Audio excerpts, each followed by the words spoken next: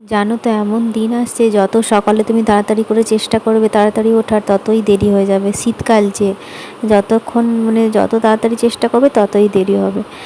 যাই হোক, সকাল হয়ে গেছে আর উঠে আমি চলে এসেছি বরের জন্য ব্রেকফাস্ট বানাতে। আজকে বেশি কিছু বানাবো না, খালি একটু ব্রেড সেঁকে দিয়েছি, দাঁড়াও একটা পুড়ে গেছে সরিয়ে দেয়, একটু বাটার লাগিয়ে দেবো।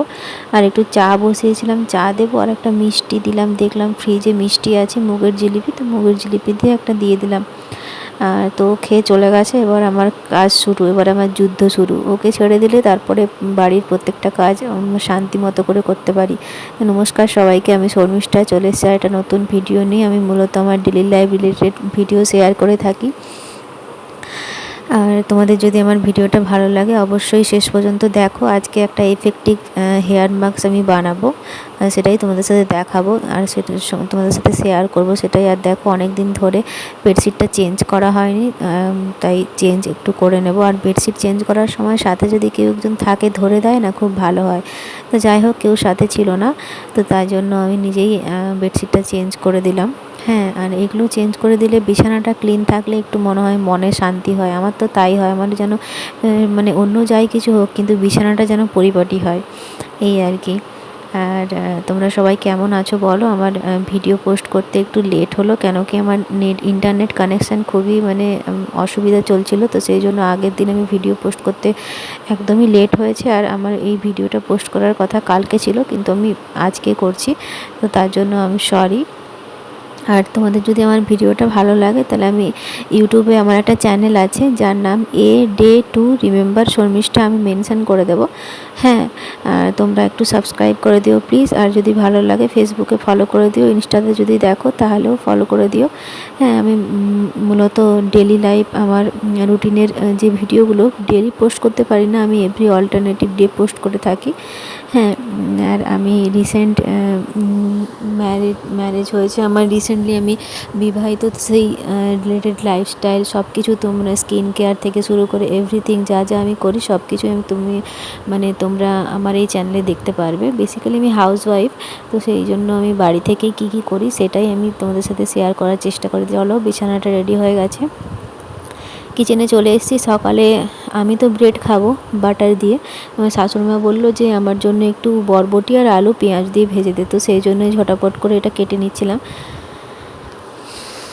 আজকে বেশি কিছু তেমন রান্না করব না, একদম সিম্পল রান্না করব, নর্মাল সেদ্ধ ঝোল মতো করব। আর বরবটি ভাজা খেতে আমার খুব একটা ভালো লাগে না, কিন্তু এবার দেখলাম যে ভাজাটা খাচ্ছিলাম তো বেশ ভালোই লাগছিল, সেই জন্য আমি সবটা কেটে নিয়ে অল্প দিয়ে মুড়ি খাবে বললো। আমাদের মুড়ি সেরকম খাওয়া হয় না, কিন্তু মাঝে মাঝে হয়, কখন আমার শাশুড়িমা মুড়ি খেতে ভালোবাসেন, তো সেই জন্য আমরা যাই খাই না কেন ওনার জন্য কিছু না কিছু একটু করে দিতে হয়। সেই জন্য পকোড়ি করে দিই, কোনো সময় অন্য কিছু করে দিই, তো সেই জন্য এই বরবটি আলু এটা একটু ভেজে দিলাম যাতে মুড়ি খেতে সুবিধা হয়। আর আমি খাবো চা দিয়ে বাটার, চা খাওয়ার আমার কোনো সময় নেই, কোনো টাইম নেই, কিছু নেই, ঠিক আছে। চা আমি প্রতিনিয়ত যখন খুশি খেতে পারি, সকালে খেতে পারি, রাতে খেতে পারি, দুপুরে খেতে পারি, এরকম আর কি। হ্যাঁ, আর দেখো আমি এই ভাজাটা করে নিচ্ছি, করে নিয়ে তারপরে খেতে চলে যাব আর কি। আর আজকে যে হেয়ার মাস্কটা শেয়ার করব সেটা আমার না প্রচণ্ড চুল পড়ছে, বিশ্বাস করো। বিয়ের আগে তবুও যে একটু চুল ছিল, বিয়ের পরে এখানে আসতে আমি জানি না কেন, জলের সমস্যা না কি সমস্যা আমি জানি না, প্রচুরই চুল পড়ছে। আর দেখো, এই বাটিটা দেখে কেউ জাজ করবে না, কেন কি এই বাটিতেই আমি 4-5বার অলরেডি চা খাই প্রত্যেক দিন, তো সেই জন্য বাটিটার এইরকম অবস্থা। আর দুধ চা খেতে আমি ভীষণই ভালোবাসি। হ্যাঁ, যেটা আমার শরীরের জন্য খারাপ আমি সেটাই করি। যাই হোক, চলো, হয়ে গেছে টিফিন খাওয়া, আবার চলে এসেছি ব্যাক টু রান্না। আজকে একটু ভাজাভুজি করব, আর বললাম না সেদ্ধ ঝোল করবো, সেই জন্য পটল ভাজা করে নিচ্ছিলাম। আর পটল ভাজা আমার তো ফেভারিট, ভেজিটেবলের মধ্যে পটল পড়ে। আর একটু বেগুনও ভেজে নিচ্ছিলাম, বেগুন ভাজাও খেতে, যত শীতকাল দেখবে রুটির সাথে বেগুন ভাজা খেতে কি ভালো লাগে না। আর আজকে সেদ্ধ ঝোল করবো বলে রেখেছিলাম আমার শাশুড়ি মাকে, সেজন্য বড় বড় চারাপোনা মাছ নিয়েছে। হ্যাঁ, এবার এত বড় চারাপোনা মাছটা আমি কড়াই দেখে তোমরা হয়তো বুঝতে অতটা আন্দাজটা পারবে না, কিন্তু আমি দেখে একটু ভয় পেয়ে গেলাম। এই দেখো, কেন বলতো, ভাজতে গিয়ে যদি ভেঙে যায়। হ্যাঁ, তখন ভাবলাম যে না, সাহস করে ভাজি, যদি না ভাঙে তাহলেও তো চেষ্টা তো করি না, চেষ্টা না করলে কি করে শিখবো, তাই না। যাই হোক, মাছটা হালকা করে ভেজে নিয়ে তারপরের মাছটা দেখো আমি কেটে দিয়েছি। কেন বলো তো, ওই বড় মাছটা ভাজতে আমার একটু অসুবিধা হচ্ছিল। হয়ে গেছে মাছ ভাজা, এই ফোড়ন দিয়ে তরকারি বসিয়ে দিচ্ছি। আজকে সেদ্ধ ঝোল বলতে লাউ ডাঁটা, আলু, পেঁপে সব দিয়ে একটা সেদ্ধ ঝোল করব মাছ দিয়ে। এই ঝোলটা না খেতে আমার কি ভাল লাগে জানো তো। এই ঝোলটার মধ্যে আমার শাশুড়ি মা আবার টমেটো দিল, আমার মা কিন্তু আবার টমেটো দেয় না, বলে যে লাউ ডাঁটা এমনিতেই টক লাগে আর টমেটো দিতে হবে না। হ্যাঁ, তো সেই আর কি, সবার বাড়িতে ডিফারেন্ট ডিফারেন্ট রান্না হয়, তো যেই বাড়ি যেরকম তোমাকে সেরকমভাবেই অ্যাডজাস্ট হয়ে যেতে হবে, কিছু করার নেই, এটাই প্রকৃতির নিয়ম। হ্যাঁ, তো দেখো রান্না আমার মোটামুটি অলমোস্ট কমপ্লিট। আর সেদ্ধ ঝোল হলে এই দেখবে মাছ যখন ভালো হয় না তরকারিও ভালো হয়, তাই না? আর এই মাছটা সত্যি বলছি এত ভালো ছিল না, শুধু এই তরকারিটা দিয়েই আমি ভাত খেয়েছি, আর ভাজাভুজিও দরকার লাগে না, এত ভালো হয়েছিল তরকারিটা। হ্যাঁ, তোমরা মানে এই তরকারিটা আমি যেহেতু করছিলাম, তো সেই জন্য ওই শ্বশুরমশাইয়ের জন্য একটু হালকা করে বসিয়ে দিলাম পাশে। মানে আমরা তো লঙ্কা দিয়ে খাবো, উনি তো লঙ্কা দিয়ে খেতে পারেন না, সেই জন্য একটু জিরা আর পেঁয়াজ ফোড়ন দিয়ে ওই মশলাটাই একটু রেখে দিয়েছিলাম, আদা রসুন, মানে রসুন তো না, আদা, জিরে আদা আর কি বাটা, ওটাই দিয়ে একটু কুকারে দিয়ে দেবো। কুকারে দিলে কী বলো তো, যাই দিই তাই একটু সেদ্ধ হয়, আর এটার মধ্যে একটু চিকেন দেবো, তো তাই আলাদা করে করলাম আর কি। মানে স্টু মতো করে যে সেদ্ধ সেদ্ধ যেটা হয় আর কি, ওটাই বানিয়ে দেবো। খেতে তো পারছেন না উনি, তো যেটুকুই পারছেন সেটুকুই আলাদা করে দেবো, সেদ্ধটা ভালো হয়। হ্যাঁ, তাহলে মানে কুকারে দিলে আর কি, ওই জন্য হালকা করে এদিকে আলাদা করে বসিয়ে দিয়েছি আর কি, এদিক দিয়ে হতে থাকুক, ওদিকে আমার তরকারিটাও হয়ে গেছে, মাছও ঝোলে দিয়ে দিয়েছি।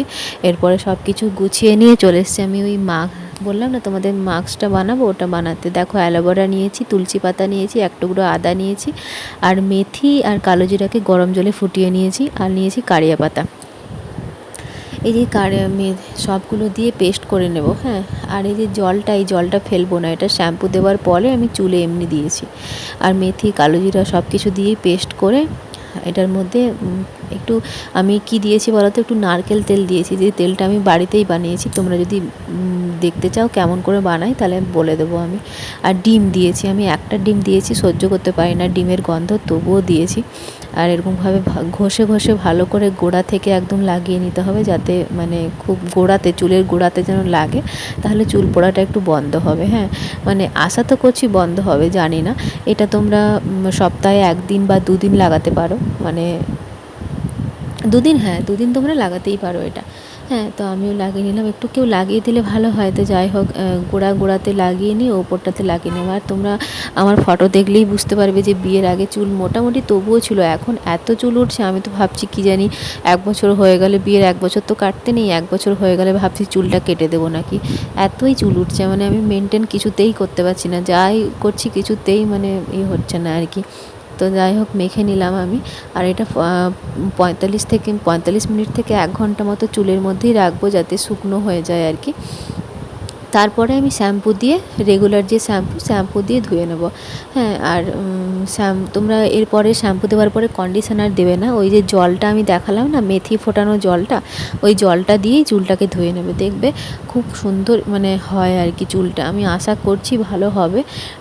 চলো, আমি হয়ে গেছে, এবার আমি চলে যাই। দেখো শ্যাম্পু করে চলে এসেছি আমি, আর বিশ্বাস করো চুলটা ভীষণই সিল্কি, যদি তোমাদেরকে একটু জুম করে দেখাই, দাঁড়াও। হ্যাঁ, সেরকমভাবে আমি ক্লিপটা নিতে পারিনি, এই দেখো খুব সুন্দর এসছে চুলটা, সত্যি বলছি ভালো হয়েছে, মানে একবার যে মেখেছি না, একবার মেখেই চুলটাতে আমার শাইন এসছে, কত সুন্দর দেখো। আশা করছি ভালো লাগলো তোমাদের এই ভিডিওটা, আজকের জন্য এতটাই, টাটা, দেখা হচ্ছে নেক্সট ভিডিওতে।